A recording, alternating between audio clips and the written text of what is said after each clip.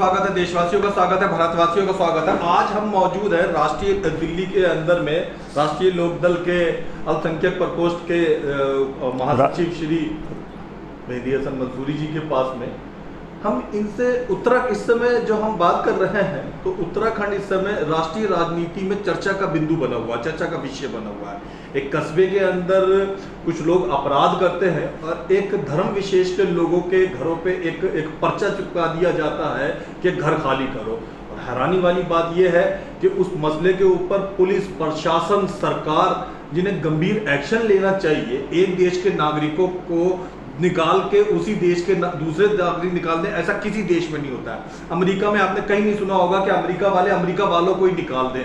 America में बहुत सारे अमेरिकी सरदार भी रहते हैं, कभी आपने कोई ऐसी घटना टीवी अखबारों में नहीं सुनी होगी कि उन्हें निकाल दें। इवन आपने ये घटना चीन, जापान, रूस किसी देश में भी नहीं सुनी होगी। उत्तराखंड में भी इस विषय पे बातचीत करने के लिए हम मेहदी जी के पास, कैसा लगा आपको जब आपको पता चला कि आप ही के देश में, आप ही के एक राज्य में इस तरीके से दोहरा व्यवहार हो रहा है? राष्ट्रीय लोकदल का नेता होने के नाते आप क्या प्रतिक्रिया देंगे? देखिए, अपराध होते हैं, होते रहते, मैं ये नहीं कहूँगा। अच्छा, अपराध होना अच्छी बात नहीं है, कोई भी अपराध करता है तो गलत है जी। यहाँ दिल्ली में कई कांड हुए हैं।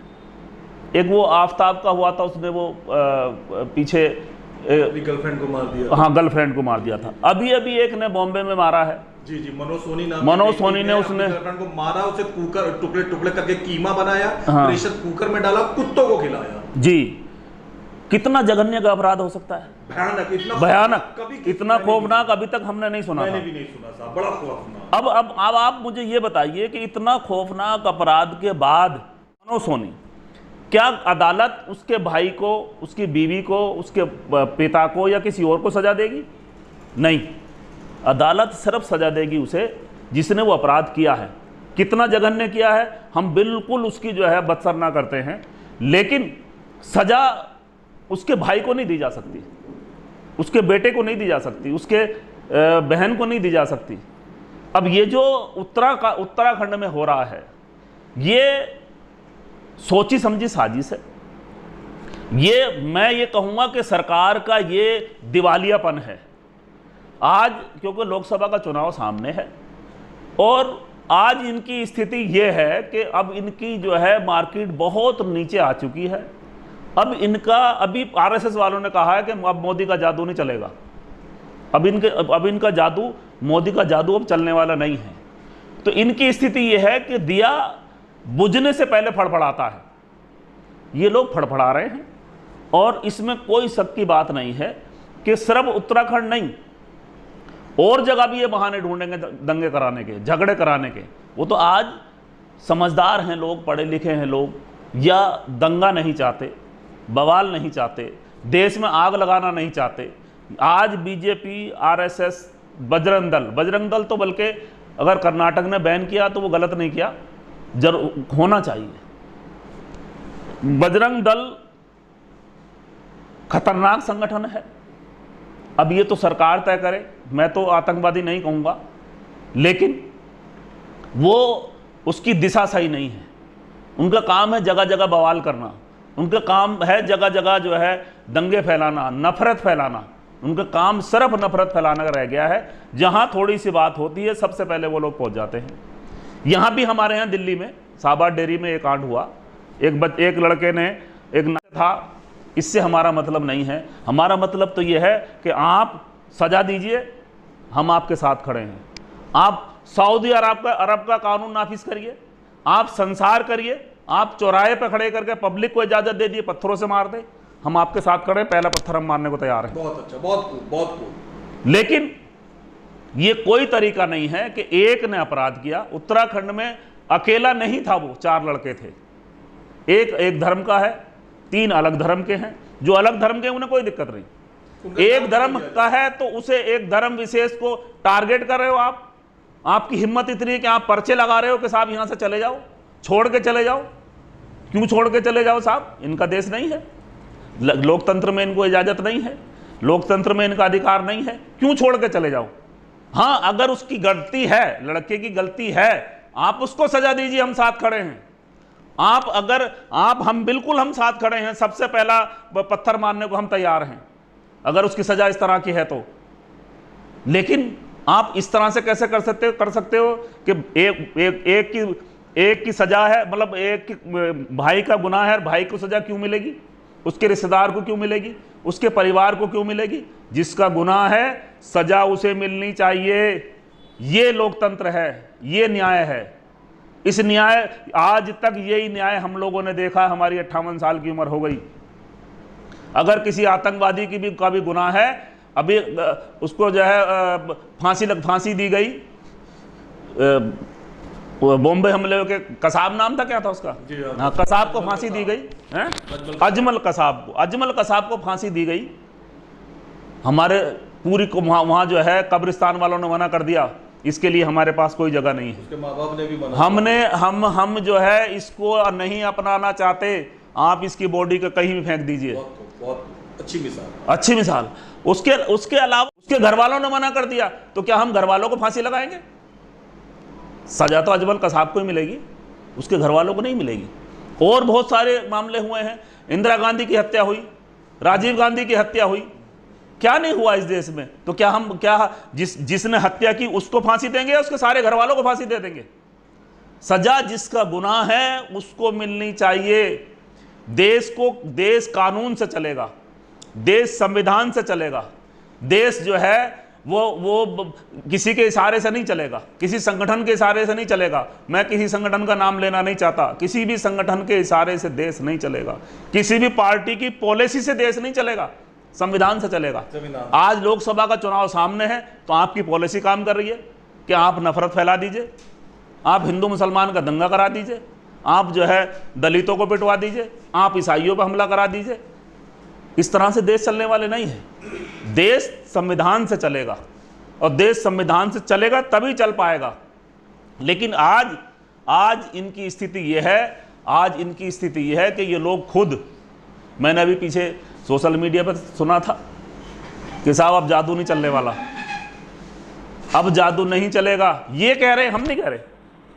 आज विपक्ष पूरा तैयारी में खड़ा है। इनको 2024 में बीजेपी 3 अंकों में नहीं जा सकती। बीजेपी 100 तक नहीं पहुंचेगी, 2 अंकों में रहेगी। आज जो देश के हालात हैं, ये लोग सब समझते हैं। आप एक को तैयार करके भेजेंगे दूसरे को मारने के लिए, वो एक मरेगा, और वो जो 4 जिनको भेजेंगे वो जेल जाएंगे। वो भी किसी के बेटे हैं, मरने वाला भी किसी का बेटा है, फंसने वाला भी किसी का बेटा है। उनकी क्या जिंदगी रही? मरने वाले के लिए उनकी क्या लाइफ रही? वो पूरी जिंदगी जेल में काटेंगे। उनको नेताओं के बच्चे विदेश में पढ़ रहे हैं, और लोअर क्लास मिडिल क्लासों के बच्चे जेल में इस धर्मवाद की। ये लोग जो है, जो गरीब के बच्चों को जो है जेल का रास्ता दिखा रहे हैं। अमीरों के बच्चे, इनके सबके बच्चे जो है, अभी वो डिग्री लेकर आया है, उसका क्या नाम है, मध्य प्रदेश के मुख्यमंत्री का बेटा, वो वहां से अमेरिका से डिग्री लेकर आया। इनके बच्चे अमेरिका में पढ़ते हैं। बाकी बच्चों को हाथ में डंडा दे रहे हैं, चाकू दे रहे हैं, त्रिशूल दे रहे हैं कि आप जो है दंगा फैलाइए, आप नफरत फैलाइए। ऐसे देश चलने वाला नहीं। हमें तो उनकी भी फिक्र है जिनको आप आतंकवादी बना रहे हो, वो भी हमारे बच्चे हैं। आप एक को मारने के लिए 4 को आतंकवादी बना रहे हो, हमें उन 4 की भी फिक्र है। इसलिए इस तरह से देश चलने वाला नहीं है।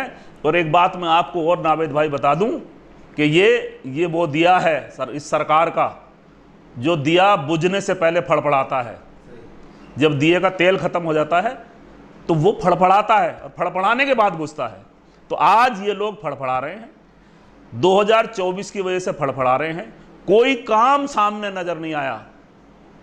9 साल में ये जो है ना सेलिब्रेशन के मूड पे रहे, 9 साल तक ये जो है हनीमून के मूड पर रहे, 9 साल तक ये सोशल मीडिया पर रहे, 9 साल तक जो है ना ये पूरा जो है इनका कहते हैं पूरी मीडिया इनके कब्जे में रही। मीडिया को खरीद के अपना प्रचार करा रहे हैं। लेकिन नहीं, पब्लिक समझती है।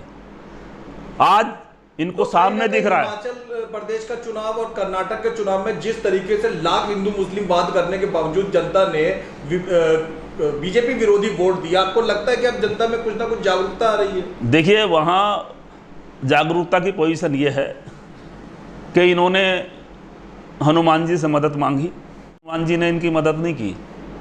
नफरत फैलाने वालों की मदद कोई भगवान क्यों करेगा? वो हनुमान जी कांग्रेस के साथ चले गए। नफरत फैलाने वाले की क्यों मदद करेगा? आप जो है प्रधानमंत्री सभा में जाने के बाद में उनको देश का नारा लगाना चाहिए, भारत की जिंदाबाद करनी चाहिए।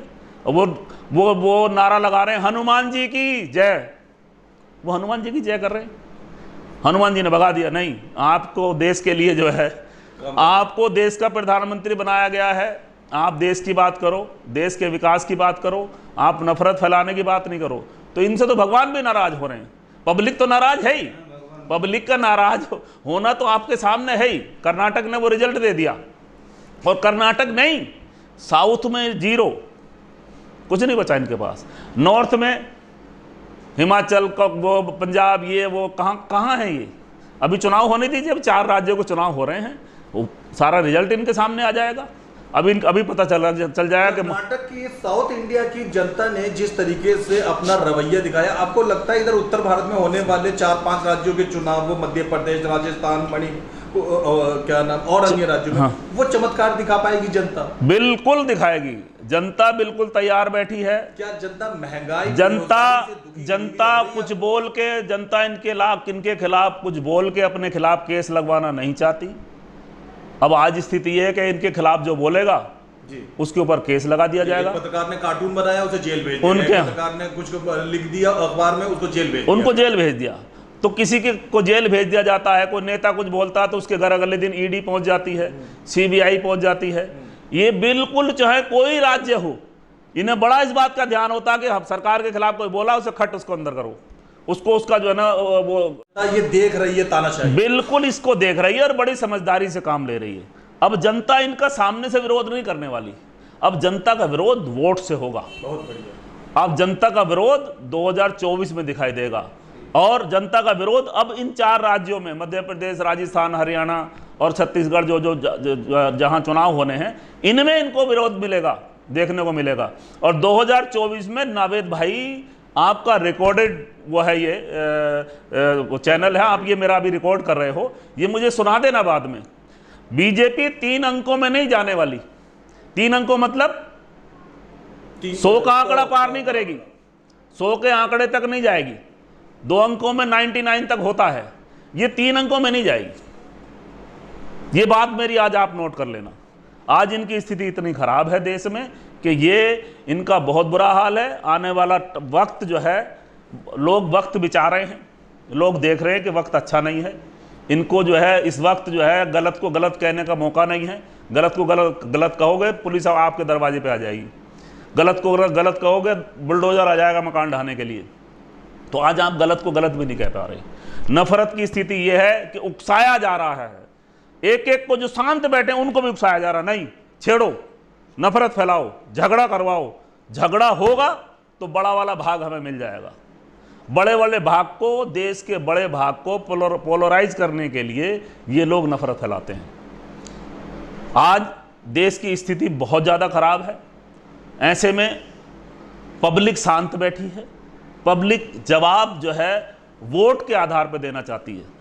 वोट की तरह, वो वोट के थ्रू जो है वो पब्लिक इनको जवाब देगी। वैसे सामने से इनको कोई कुछ कहने वाला, कोई कहने को तैयार नहीं है, कहने की स्थिति भी नहीं है, क्योंकि जो कोई कुछ कहेगा वो अगले दिन जेल जाएगा। से आप राजनीति में हैं और देश के इतिहास पे लंबे समय से आप नजर रखे रहे हैं, तो अगर हम बात करें Sultana Daku, Phoolan Devi, Charles Sobhraj, Natwarlal, Tiger Memon, even Dawood Ibrahim, इन सब अपराधियों को सजा मिली अंग्रेजी काल से लेकर वर्तमान काल तक, लेकिन मुझे नहीं सुनाई आया कहीं भी या शायद आपको सुनाया कि इनके परिवार वालों को सताया गया। दाऊद के अपराधी होने के बावजूद उसके परिवार वाले मुंबई में ही रहते रहे और कभी कोई पुलिस या गुंडों ने भी उनको कोई परेशान नहीं करा, वो मुस्लिम समाज के होने के बाद। तो आपको लगता है कि अब दौर एकदम वो शांति वाला चला गया, अब एक आदमी जुर्म करता है उसके पूरे कुनबे, खानदान और उसकी जाति को वो टारगेट बनाने जाने लगा है? देखिए, ये लोग जो कर रहे हैं ये लोकतांत्रिक तरीका नहीं है। ये लोग लोकतंत्र की हत्या कर रहे हैं। ये लोग उसके इंसानियत के दुश्मन हैं। ये लोग, मैंने बताया आपको, ये लोग टारगेट कर रहे हैं 2024 के लिए। ये लोग नफरत फैला रहे हैं कि 2024 में हमें वोट मिले, जबकि जनता में बहुत ज़्यादा बड़ा बदलाव आ गया है। आज बदलाव ये आ गया आपके मुंह पे, जो है मैं आपकी बात कह रहा हूँ, लेकिन कल को जब चुनाव होगा तो लोग बताएंगे वोट करके कि भाई आपकी औकात क्या थी, आपने देश में क्या किया। वो वोट से जवाब देगी जनता। आज तक कोई इन्होंने कोई ऐसी चीज़ बनाई हो, आज 9-10 साल की इनकी सरकार हो गई, 10वां साल चल रहा है, कोई चीज़ ऐसी बनाई हो जो बता दें। सवाल पूछते हैं कांग्रेस से, सवाल पूछते हैं पिछली सरकारों से। भाई जो कुछ किया है पिछली सरकारों ने किया है। देश आज़ाद हुआ था तो घोड़ों पे लोग चलते थे, कहाँ इतनी रोड सड़कें थी, कहाँ लाइटें थी, कहाँ इतने मकान थे, किसने करा? जो सरकारें आई उन्होंने किया। आज आप उनसे सवाल पूछते हो। भाई सवाल आपसे इस जमाने में, आज सोशल मीडिया का, आज जो है ना क्या कहते हैं, कंप्यूटर का उसका युग है। ऐसे युग में आपने क्या किया? आज में जब आदमी जो है टेक्नोलॉजी के साथ चलने को तैयार है, विकास के पथ पे आगे बढ़ने को तैयार है, तो आप नफरत फैला रहे हो। आप बातें ऐसी कर रहे हो जिससे नफरत फैलेंगी। आप इस तरह की जो है जगह जगह उस स्टेट में ये कर दिया, उसमें वो कर दिया, उसमें वो कर दिया। भाई आज तक जैसे कि आपने कहा जितने बड़े बड़े अपराधी हुए हैं, दाऊद इब्राहिम को छोड़िए, वो तो चलिए यहाँ से चला गया, उसके अलावा बहुत बड़े बड़े डाकू हुए हैं। तो क्या डाकुओं के नटवरलाल क्या चोबराज, भाई उनके परिवार वालों को थोड़ी फांसी लगी है? जो गुनाहगार है उसके भाई को थोड़ी सजा दी जाएगी? जो गुनाहगार है उसके बाप को या उसके चाचा को या उसके ताऊ को या उसके समाज को नहीं सजा दी जाएगी? सजा उसको दी जाएगी जो गुनाहगार है। और हम साथ में हैं। वो गुनाहगार चाहे मेरे परिवार से है, वो गुनाहगार मेरा अगर सगा भाई भी है तो मैं उसके खिलाफ खड़ा हूं। बहुत ही आप बताइए हमें क्या सजा देनी? हमारे हाथ में आप वो दिए, हम सजा देंगे? हम तो उस तरह की बात चाहते हैं। और मैं फिर वही बात कह रहा हूं, देश जो है संविधान से चलेगा। देश जो है पार्टी की पॉलिसी से नहीं चलेगा। देश जो है किसी संगठन की पॉलिसी से नहीं चलेगा। देश संविधान से चलेगा। और संविधान सबके लिए है। संविधान रक्षे वाले के लिए भी है, तो संविधान प्रधानमंत्री के लिए भी है। संविधान सबके लिए बराबर है। संविधान में कोई छोटा बड़ा नहीं है। जो गुनाहगार होगा उसको सजा मिलेगी, गुनाहगार के भाई को सजा नहीं, गुनाहगार के परिवार को सजा नहीं। जो गुनाहगार है उसे सजा मिलेगी। गुनाहगार, अगर जो गुनाहगार है उसका भाई गुनाहगार नहीं है और वो गुनाहगार नहीं है तो उसको सजा नहीं मिलेगी। ये संविधान का तरीका है, ये कानून है हमारे देश का। मेहदी भाई, आप राष्ट्रीय लोकदल के एक बड़े नेता हैं और आम जनता से, आम मामूली आदमी से आपका बड़ा जुड़ाव रहा है। आप, मैंने देखा है कि जो उनके साथ भी आपका बड़ा जुड़ाव रहा है, वो अपनी समस्या लेकर भी आते रहे। महंगाई को लेकर आप क्या सोचते हैं? महंगाई का क्या स्थिति है? क्या महंगाई को लेकर कोई आक्रोश जनता में है या आपको दुखी नजर आते हैं ये गरीब लोग जो महंगाई बढ़ती चली जा रही है? सिलेंडर 1300 रुपए का, सरसों का तेल और महंगा, नींबू जैसी एक मामूली आइटम जो घरों में यूज होती है, मेरे ख्याल से वो 250-350 के आसपास में पहुंच रही है। इस पर आप क्या विचार रखते हैं? देखिए साहब, स्मृति ईरानी जी जब सिलेंडर 400 रुपए का था तो वो सर पर रख के घूम रही थी कि साहब सिलेंडर के रेट ज़्यादा हो गए। आज वो 3 गुना हो गया। 400 की बजाय 3 गुना से ज़्यादा हो गया, 1250-1300 का हो गया। आज उनको महंगा नहीं नज़र आ रहा। तेल जो डीजल पेट्रोल जो 45 और 50 के रेट में था, आज वो डबल से ज़्यादा हो गया। उनको नज़र नहीं आ रहा कुछ भी। आज मैं बता तो रहा हूँ कि आज स्थिति ये है कि पब्लिक भी ये समझ के बैठी है कि इनका विरोध अगर करोगे तो ये लोग तुम्हें जेल में डाल देंगे, तुम्हारे खिलाफ केस लगा देंगे। तो इसलिए पब्लिक विरोध नहीं कर रहे। खिलाड़ियों के साथ हुआ, किसानों और खिलाड़ियों के साथ। बताइए, किसानों के साथ 13 महीने तक बैठे रहे, सैकड़ों लोग मर गए, सैकड़ों लोग शहीद हो गए वहाँ उसमें आंदोलन में, लेकिन सरकार ने सुध नहीं ली। और आज कितने शर्म की बात है, कहाँ हमारे खिलाड़ी कितना कुछ कर पाते हैं। 2-4 गोल्ड तो हम ले पाते हैं। अभी तो खेल में हम बहुत पीछे हैं, हमें बहुत आगे जाना है, हमें बहुत तरक्की करनी है। और जब आप उन खिलाड़ियों को जो मेडल लेकर आते हैं, जब उनकी ये स्थिति होगी तो कल को हम क्या उम्मीद करें? हम क्या उम्मीद करेंगे खेल के फील्ड में देश आगे बढ़ेगा? कैसे बढ़ेगा? और जो बच्चे, जो खिलाड़ी हैं, जो तैयारी कर रहे हैं, उन पर क्या असर जाएगा? विदेश में दुनिया भर के अंदर एक खिलाड़ी की जितनी इज्जत होती है उतनी किसी एमपी की भी नहीं होती है। एक एमपी जाए तो शायद दूसरी जनता ना पहचाने, लेकिन एक खिलाड़ी सचिन तेंदुलकर या धोनी चले जाए, वो हर देश की आवाम खड़ी हो जाती है, जनता खड़ी हो जाती है, क्योंकि खिलाड़ी को सब पहचानते हैं। यही सरकार है, ये हत्यारी सरकार है। मैं खुद गया हूँ वहाँ लखीमपुर खीरी, जब इनके मंत्री के बेटे ने गाड़ी चढ़ा दी थी किसानों के ऊपर और कई मर गए थे, आज तक उस मंत्री का इस्तीफा तक नहीं हुआ। आज वो लड़कियां, बेटियां हमारे देश की, वो धरने पे बैठी हैं, 3 दिन से परेशान हैं, रो रही हैं, उनको घसीट के ले जाया जा रहा है। लेकिन जो गुनाहगार है, जिसके खिलाफ आपने FIR भी दर्ज करी है, वो आज तक घूम रहा है खुला, नए पार्लियामेंट में वो जो है, हाँ, वो घूम रहा है। आज वो मतलब क्या उनके दिल पे क्या बीजेगी? जिनके साथ अन्याय हुआ है, जिनके साथ वो हरकत हुई है, जिनके साथ वो अन्याय हुआ है, उन पे क्या बीतेगी? और वो लोग जो इस फील्ड में तैयारी कर रहे हैं आगे बढ़ने की, वो क्या उनका हौसला रहेगा? जब आप ये ट्रीटमेंट दे रहे हैं, आप ये सुविधा दे रहे हैं कि उन खिलाड़ियों का शोषण करने वाले का आज तक इस्तीफा नहीं हुआ, आज तक वो जो है उसको जेल नहीं भेजा गया, तो क्या होगा? क्या उम्मीद करें आपसे? इसलिए कि वो आपके सरकार का मंत्री है, इसलिए कि आपको वो आपका बड़ा लीडर है, इसलिए आप उसे जेल में नहीं डाल रहे। तो ये इन सारी बातों का जवाब देगी जनता 2024 में। इन सारी बातों का जवाब देने के लिए जनता तैयार बैठी है और जनता बोल नहीं रही। आज जो है जनता हताश है, क्योंकि खिलाड़ी बोले तो उनको घसीटा गया, किसान बोले उनके ऊपर जो है वो चढ़ाई कर दी गई, उनको घसीटा गया। तो आज जो है ना, जब ये सेलिब्रिटी की पोजीशन नहीं है तो आम जनता कहाँ विरोध करेगी? आम जनता शांत बैठी है। अब जनता वोट से जवाब देगी, जब चुनाव होगा तब जवाब देगी जनता। और 2024 में मैं फिर वही बात कह रहा हूं कि बीजेपी 2 अंकों में रहेगी, तीसरे अंक में नहीं जाने वाली। 100 का देश की जनता है, मैं पार्टियों की बात नहीं कर रहा, मैंने अभी तक किसी पार्टी का नाम नहीं लिया, मैंने अपनी पार्टी का भी नाम नहीं लिया, लेकिन जनता इस तैयारी में है कि बीजेपी को आईना दिखाएगी कि आपने क्या किया और हमें क्या करना चाहिए। अंतिम बात की तरफ आते हैं। आपकी पार्टी राष्ट्रीय लोकदल, जिसके इस समय अध्यक्ष जयंत चौधरी जी हैं, पिछले लोकसभा चुनाव में उनकी पार्टी उतना कमाल नहीं दिखा पाई। आपको लगता है कि जिस तरीके से किसानों का सबसे पहला साथ देने जयंत चौधरी का, खिलाड़ियों का सबसे पहला साथ देने जयंत चौधरी का, उसका लाभ उन्हें आगामी लोकसभा चुनाव में मिल पाएगा? जरूर मिलेगा। जितना अनुभवी उनके पिता हुआ करते थे, आपको लगता है उतना अनुभव उनमें आया है? देखिए, हमारी पार्टी किसानों की, मजदूरों की, जवानों की, खिलाड़ियों की, हमारी पार्टी उन लोगों की पार्टी है जो ज़मीन से जुड़े लोग हैं। हम जब वो कांड हुआ था, क्या नाम है, लखीमपुर खीरी, तब भी हम लोग गए थे। सारे रास्ते बंद होने के बाद हम किसानों के लिए गए थे। मैं भी साथ में गया था चौधरी साहब के। और जगह जगह नाके लगा रखे थे, लेकिन हम फिर भी किसानों के जो हाल चाल लेने लेके नहीं गए वहाँ। और हमारी तो पार्टी ही कमज़ोर वर्ग की है, हमारी तो पार्टी ही अल्पसंख्यकों की मदद के लिए है, हमारी तो पार्टी दलितों की मदद के लिए है। हम लोग तो अभियान चलाते हैं।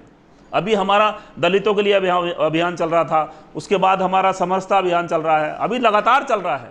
अभी भी चौधरी साहब जो है परसों भी बिजनौर में थे, उससे पहले जो है वो आगरा में थे, उससे पहले वो हमारे यहाँ अमरोहा में थे। तो हम अभी तक भी जो है वो अभियान चल रहा है। हमारी पार्टी ही कमज़ोर वर्ग की पार्टी है। हम तो कमज़ोर वर्ग को ही सपोर्ट करते हैं, हम खिलाड़ियों को सपोर्ट करते हैं, हम किसानों को तो आदरणीय चौधरी चरण सिंह जी वो किसानों के नेता थे, वही पार्टी है। हम भी सबसे पहले किसान मजदूर की बात करते हैं, हम भी सबसे पहले उस छोटे व्यापारी की बात करते हैं। हम लोग भी जो है किसानों के साथ खड़े हैं, हमेशा से खड़े हैं। जब भी कोई आंदोलन हुआ है, हमें आदेश होता, हम सबसे पहले किसानों के साथ खड़े होते हैं। हम जो है बेटियों का आंदोलन था, किसान पहलवानों का आंदोलन था, हम लोग गए, चौधरी साहब का आदेश था, चौधरी साहब भी गए, हम लोग भी गए, हमने उनकी सपोर्ट करी। हम आज भी उनके सपोर्ट में खड़े हैं और जब तक न्याय नहीं मिलेगा हम बिल्कुल उनके साथ खड़े हैं।